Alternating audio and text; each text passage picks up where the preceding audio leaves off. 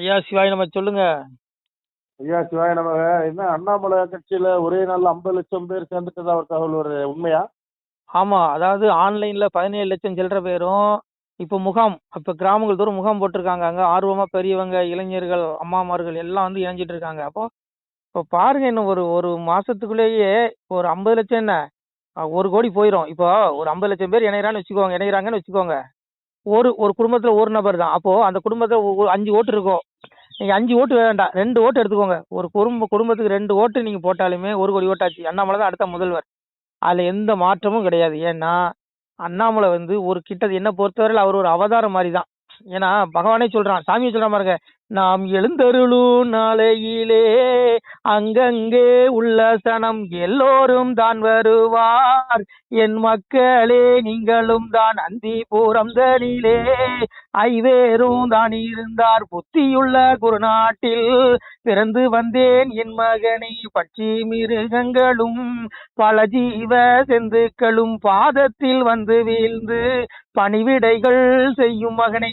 பகவான் என்ன சொன்னான், எங்க அப்பா துவாபரகத்தில் சொல்றான், பிள்ளைகளே பஞ்சபாண்டவர்களுக்கு பட்டம் சுட்டிட்டேன், புத்தியுள்ள குருநாட்டில் அஸ்தினாபுரத்தில் அங்கே பிறந்து வந்தேன், குருநாட்டில் பிறந்து வந்து துரியோதனை அழித்து பஞ்சபாண்டவர்களுக்கு குருநாடு பட்டம் சூட்டினேன். என் பிள்ளைகளே, துரியோதனன் இறந்த பிறகு ஆத்மா கலியனாக பிறகு செய்யப்படுறான் கலியுகத்தில். அப்போ இனியும் நான் சாதுகளை ரட்சிக்க, சாதுகளை பாதுகாக்க நான் வருவேன். நான் வரும்பொழுது என்னை அறிந்த என் பிள்ளைகள் என் பக்கத்தில் வருவார்கள். நான் எழுந்தருளும் நாளையிலே அங்கங்கே உள்ள ஸ்தானம் எல்லோரும் வருவார்கள். இப்ப அண்ணாமலை கட்சியில பாருங்க, மத பாகுபாடு இல்லை, எல்லா மதுகாரங்களும் வரான், எல்லா பிள்ளைகளும் வரான், ஜாதி பாகுபாடு எல்லாம் வரான். என்ன காரணம்? இறைவன் அன்னைக்கு சொன்னான், நான் மனித ரூபத்தில் வருவேன். என்ன சொல்றான்?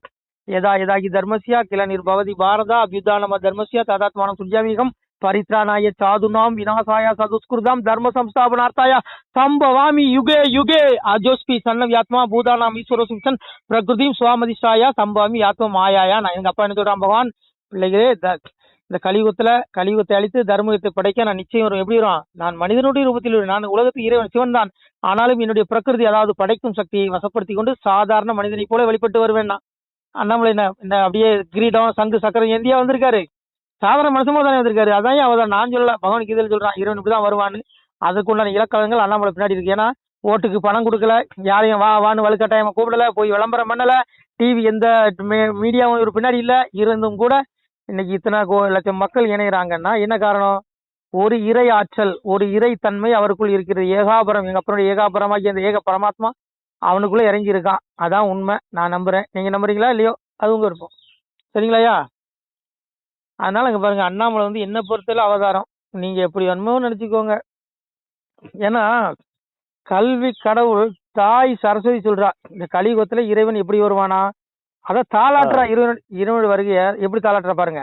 தாய் சொல்றா பாருங்க, கார தர தர தாராரு தார தர தர தாராரு உலகம் 14 ஒரு கூடைக்குள் ஒரு சொல் மொழிக்கால பிறந்தவரும் இலகு பிரகாச சுவடு கொண்டு இளங்கும் பதியால பிறந்தவரும் அம்பு கணைகள் ஒன்றும் இல்லாமலே அழிக்க வந்தாரோ கலிதனையும் கூட படைகள் துணை இல்லாமலே குறும்பை அடக்க வந்த கன்றோ சாட தலையாரி ஒன்றில்லாமல் சதைக்க வந்தாரோ கலிதனையும் கோளு பேய்களை கிரகங்களை கொல்ல வரம்பற்ற நாரணனோ காணா கருவாதி குறுமூலமோ கர்த்தன் கர்த்தாதி கடவுள் தானோ தார தர தர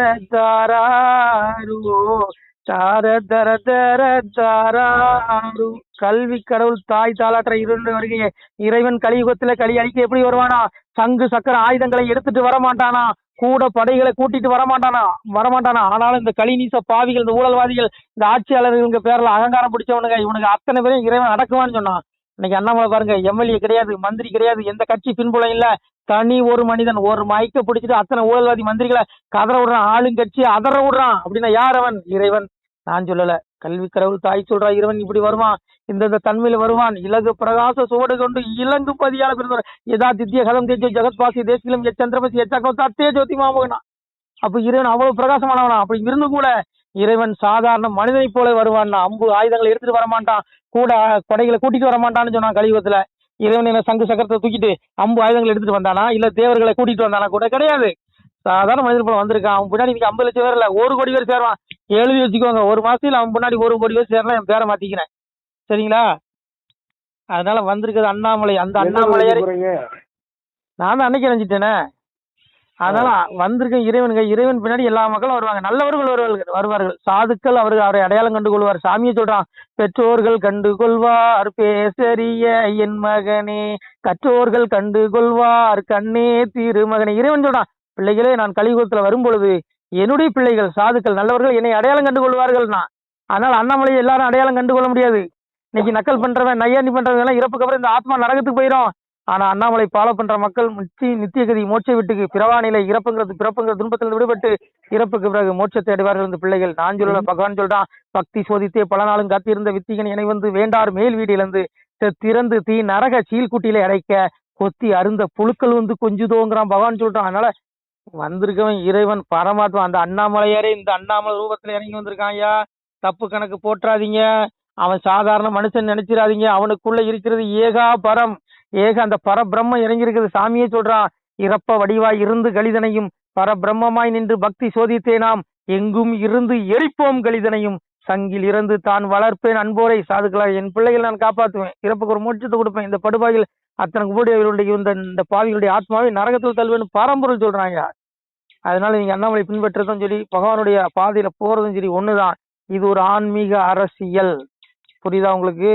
இறைவன் வந்து விட்டான் அண்ணாமலை ரூபத்தில், சரியாயா? அவர் 1000 குறை சொல்லுவான். அன்னைக்கு கிருஷ்ணாவதாரத்துல எங்க அப்பனை குறை சொல்லலையா? எங்க அப்பா அதையும் சொல்றான், ஐவருக்கு தூதனாகி அங்குமிங்கும் ஓடி சென்று மைகுழல் சிலைகள் தம்மை மனங்களும் மிகவே செய்து மெய்ப்புடன் கிளைகளோடு மேவியை குழாங்கள் செய்து துரியோதனனை கொன்ற செய்து கேட்டிலோன்னு பகவான் சொல்ற கண்ணன் சொல்றான். என்னையே சொன்னான், 56 17,000 பண்டாட்டியை கட்டிட்டேன்னு சொன்ன என்னையே குறை சொன்னான்டான்னா. அந்த மாதிரி அண்ணாமலையை 1000 குறை சொல்லுவானுங்க.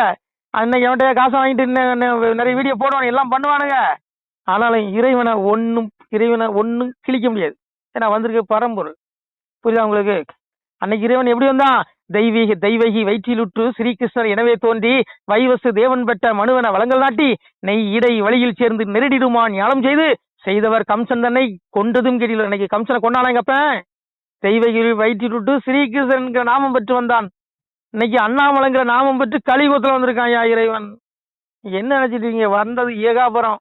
அன்னைக்கு அப்படிதான் கலிநீச மன்னன் வந்து என்ன பண்ணான், எங்க அப்பன் பரம்பொருளையே கேள்வி கேட்டான். அப்ப எங்க அப்பன் சொல்றான், நாட்டுக்கு அறிவிதி நான் நாராயணனு நான் பட்சி பறவை பலஜீவ செந்துக்களை நிச்சயமாய் படைத்த நீலவண்ண நாதனும் நான் மண்ணேலும் வளர்ந்த மாய பெருமாளும் நான் விண்ணேலும் வளர்ந்த விஷ்ணு திருவுளம் நான் ஏகம் படைத்தவன் நான் எங்கும் நிறைந்தவன் நான் ஆக பொருள் மூன்றும் அடக்கம். அதாவது ஆக பொருள் மூன்றுனா பிரம்ம விஷ்ணு சிவன் எல்லாம் இருவன் ஒருத்தன் சிவன் ஒருத்தன் தான். ஆக பொருள் மூன்றும் அடக்கம் ஒன்றானதினால் நாக கடல் துயின்ற நாகமணி நான் அல்லவோ, ஜீவ செந்துக்கெல்லாம் ஜீவனும் நான் அல்லவோ, இந்நீசரெல்லாம் என அறியாது இருந்தால் மின் நிலத்தில் நான் படைத்த மிருகம் அறியாதவன். எங்க அப்பா சொல்றான், அடே முட்டாள்களை பாவிகளை மனிதர்களே, உங்கள் கண்ணுக்கு நான் கல்லாதான தெரிவேன், ஆனால் ஜீவராசியில் மிருகங்கள் என்ன எரியும், மிருகங்கள் கண்ணுக்கு நான் பரம்பொருளா தெரிவேடான்னா. அந்த மாதிரி அண்ணாமலை சாதாரண அவரை திட்டக்கூடிய கும்பலுக்கு அவன் மனுஷனாலும் தெரியுவான். ஆனா வந்திருக்கிறது சாட்சாத் இறைவன். நீங்க ஒரு கல்யாணம் பண்ணிட்டு இருக்கான், பிள்ளை குட்டி பத்திருக்கான், நீங்க நினைக்க கூடாது. இறைவன் கலியுகத்துல அப்படிதான் வருவானா? சாமி சொல்றான், தெய்வ மடவார் தேசமதில் வருவார், வையம் அறிய மாலையிட்டு வாழ்ந்திருப்பார், பார்வதியால் ஈஸ்வரியால் பரமேஸ்வரியாலும் சீர்பதியாலான சீதா தேவி முதல் கன்னி குமரி முதல் கைலை புகழ் மாதரெல்லாம் இந்த கலியுகத்துல பிறவி செய்து குழந்தை குட்டியோட வாழ்ந்துட்டு இருப்பாங்களாம். வந்திருக்கிறது இறைவன். தப்பு கணக்கு போடாதீங்க. இன்னைக்கு அமித்ஷா தப்பு கணக்கு போட்டுட்டாரு.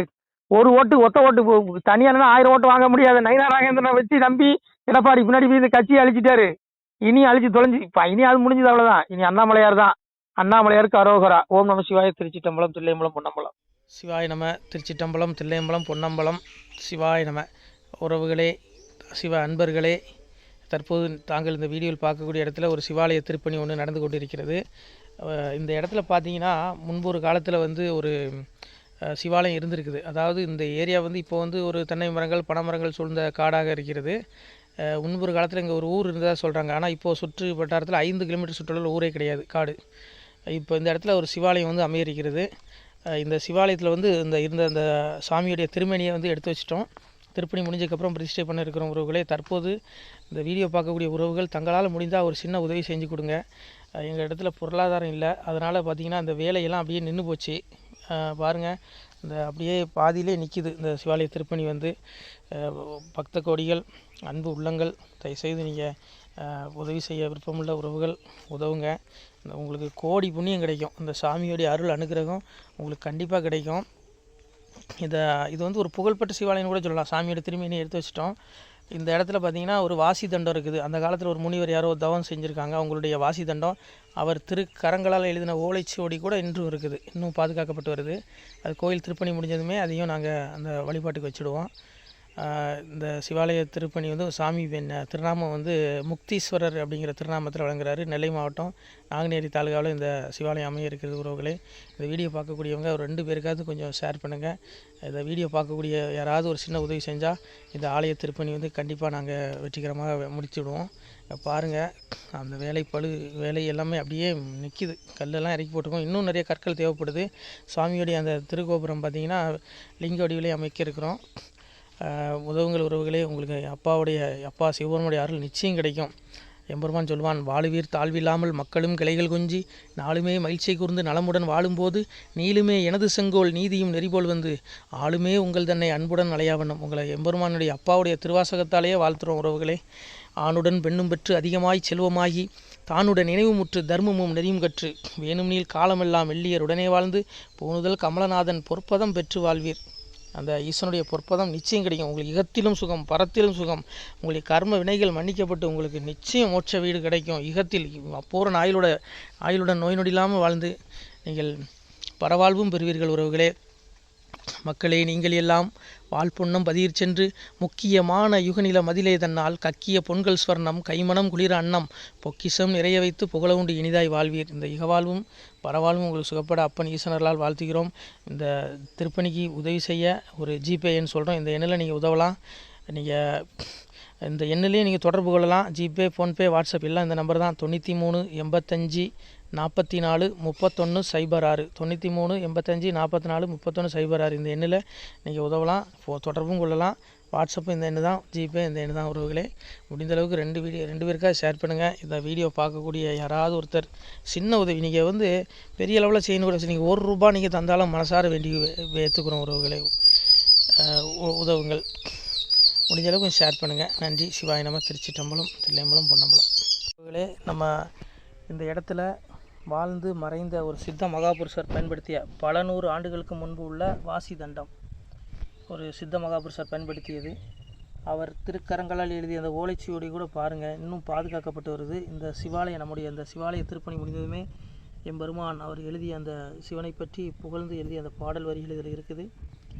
இந்த வாசி தண்டம் அவர் பிரதிஷ்டை செய்த அந்த லிங்க திருமேனியையும் இந்த இடத்துல நாம் இந்த ஆலயம் கட்டி நாம் பிரதிஷ்டை செய்திருக்கிறோம். அனைவரும் இந்த ஆலய பிரதிஷ்டைக்கு கண்டிப்பாக வரணும். முடிஞ்ச அளவுக்கு வீடியோ பார்க்குறவங்க உதவி பண்ணுங்கள் உறவுகளே. பொருளாதாரம் இல்லாமல் திருப்பணி நின்று போச்சு. முடிஞ்ச அளவுக்கு ஷேர் பண்ணுங்கள், உதவுங்க. நன்றி. நம சிவாய. திருச்சிற்றம்பலம், தில்லையம்பலம், பொன்னம்பலம். இந்த புண்ணிய பலன் தங்களுக்கு கோடான கோடியாக வரும் உறவுகளே. நம சிவாய.